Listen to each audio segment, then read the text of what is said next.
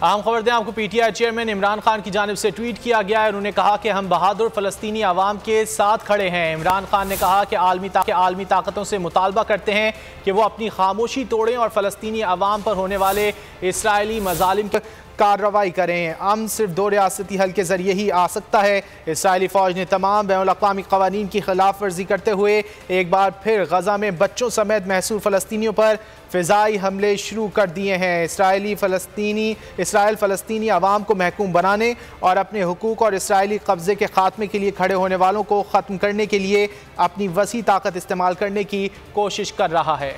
अहम खबर दें आपको। पीटीआई चेयरमैन इमरान खान की जानिब से ट्वीट किया गया है। उन्होंने कहा कि हम बहादुर फ़लस्तीनी आवाम के साथ खड़े हैं। इमरान खान ने कहा कि आलमी ताकतों से मुतालबा करते हैं कि वो अपनी खामोशी तोड़ें और फ़लस्तीनी आवाम पर होने वाले इसराइली मज़ालिम पर कार्रवाई करें। अमन सिर्फ दो रियासती हल के जरिए ही आ सकता है। इसराइली फ़ौज ने तमाम बैनुल-अक़वामी क़वानीन की खिलाफ वर्जी करते हुए एक बार फिर गज़ा में बच्चों समेत महसूर फ़लस्तीनियों पर फ़िज़ाई हमले शुरू कर दिए हैं। इसराइल फ़लस्तीनी आवाम को महकूम बनाने और अपने हुकूक और इसराइली कब्ज़े के ख़ात्मे के लिए खड़े होने वालों को ख़त्म करने के लिए अपनी वसी ताकत इस्तेमाल करने की कोशिश कर रहा है।